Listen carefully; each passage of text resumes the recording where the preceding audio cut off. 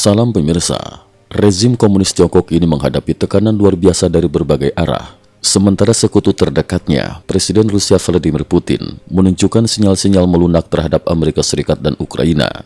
Ketegangan geopolitik ini memperlihatkan babak baru dalam dinamika global, dengan Donald Trump merancang strategi menghantam Rusia dan Tiongkok sekaligus.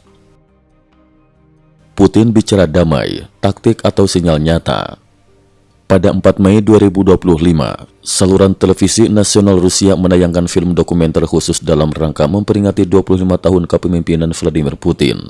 Dalam tayangan itu, Putin menyampaikan pernyataan mengejutkan. Rekonsiliasi dengan Ukraina tidak terhindarkan, hanya soal waktu.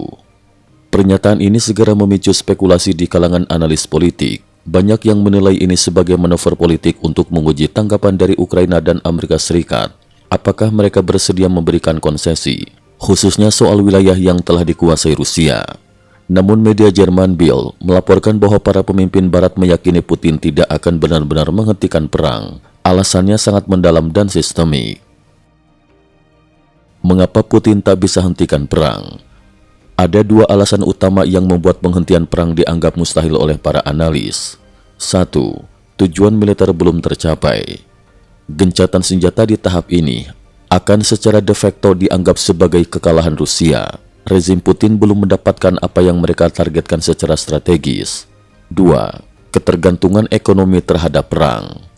Ekonomi Rusia kini sangat bergantung pada industri pertahanan. Ratusan ribu warga Rusia, termasuk kelas menengah, kini hidup dari bayaran perang. Ini membentuk kelompok kepentingan tersendiri yang menjadikan konflik sebagai sumber penghidupan. Jika perang berakhir, seluruh struktur ekonomi dan sosial bisa runtuh.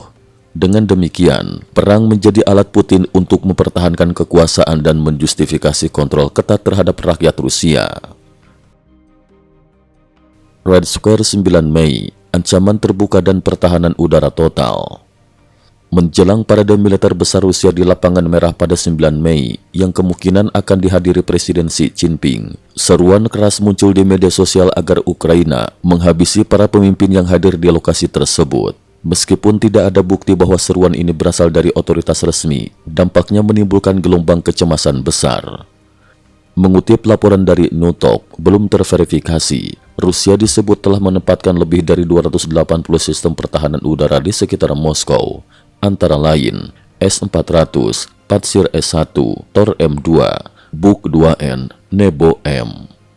Bahkan pasukan dari Kazan dan Grozny dikabarkan telah dikerahkan ke ibu kota. Keadaan ini menciptakan atmosfer mencekam, seolah Rusia tengah bersiap menghadapi serangan skala penuh dari udara. Trump balik arah, Rusia dan Tiongkok kini musuh bersama. Menurut analis senior Wu Qialong, perubahan besar dalam strategi Amerika mulai terlihat jelas. Perjanjian baru antara Amerika Serikat dan Ukraina mengenai eksplorasi serta ekspor mineral strategis menjadi tanda bahwa Trump tidak lagi berusaha merangkul Rusia untuk melawan Tiongkok, melainkan menggabungkan keduanya sebagai musuh bersama dalam satu paket strategi global. Trump tidak lagi melihat Rusia sebagai alat melawan Beijing. Sekarang, keduanya adalah target bersamaan, ungkap Wu. CIA bahkan mengambil langkah ekstrim dengan merilis video pertukaran terbuka untuk agen intelijen di Tiongkok, sesuatu yang jarang terjadi secara publik. Langkah ini dianggap sebagai upaya memecah kesatuan internal Partai Komunis Tiongkok PKT, menabur benih keretakan dari dalam. Gejolak internal di tubuh PKT, Xi Jinping tersudut. Sementara itu, krisis internal dalam elit Partai Komunis Tiongkok semakin dalam, kata Udara AS. Dalam tulisannya untuk Newsweek, menyebut bahwa PKT sedang menuju kehancuran dan Xi Jinping bisa jadi adalah pemimpin terakhir partai tersebut. Menurut Angkatan Udara AS, kampanye pemberantasan korupsi yang dijalankan Xi mulai berbalik arah dan justru menyasar faksi loyalisnya sendiri. Hingga kini, lebih dari 1.300 perwira dan 80 jenderal telah disingkirkan, termasuk tokoh-tokoh kunci di militer. Salah satu nama yang muncul dalam pusaran ini adalah Jenderal Zhang Yaoxia, yang disebut-sebut sebagai otak di balik manuver pembersihan ini. Ramalan kuno dan kudeta yang ditakuti. Menariknya, Angkatan Udara AS juga menyinggung Tui Paitu, kitab ramalan kuno dari Tiongkok, yang secara metaforis seolah menggambarkan skenario kudeta atau pembunuhan terhadap pemimpin tertinggi. Salah satu baitnya berbunyi, seorang prajurit membawa busur. Dari gerbang timur muncul panah emas. Kesatria menyerbu istana dari belakang. Kalangan spekulan politik menafsirkan busur sebagai simbol Chang Yaoxia, sementara panah emas diyakini sebagai simbol pemberontakan dari kalangan elit militer. Strategi ekonomi Trump, runtuhkan PKT dari dalam. Trump dikabarkan sedang menyusun strategi untuk menghantam Tiongkok bukan dengan senjata, tapi dengan melumpuhkan fondasi ekonominya. Sejak masa jabatan sebelumnya, Trump berhasil memaksa lebih dari 10.000 pabrik di Tiongkok tutup, terutama di kota-kota besar seperti Beijing, Shanghai, dan Guangzhou, yang kini dijuluki sebagai kota mati. Pelabuhan-pelabuhan utama mengalami stagnasi, protes pekerja meluas, bahkan sejumlah pabrik dibakar oleh buruh karena upah tak dibayarkan selama berbulan-bulan. Angkatan Udara AS menyimpulkan bahwa senjata paling ampuh AS terhadap Tiongkok adalah menghentikan peran sebagai pasar utama bagi ekspor Tiongkok.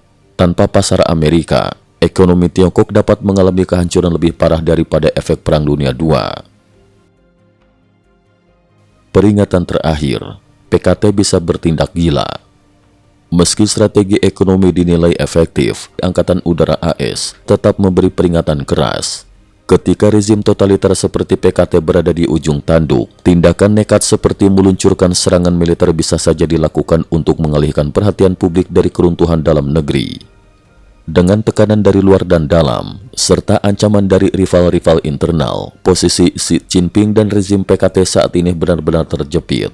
Dunia kini menanti apakah Beijing akan bertahan, tunduk, atau justru meledak. Cukup sekian dulu, terima kasih atas perhatiannya.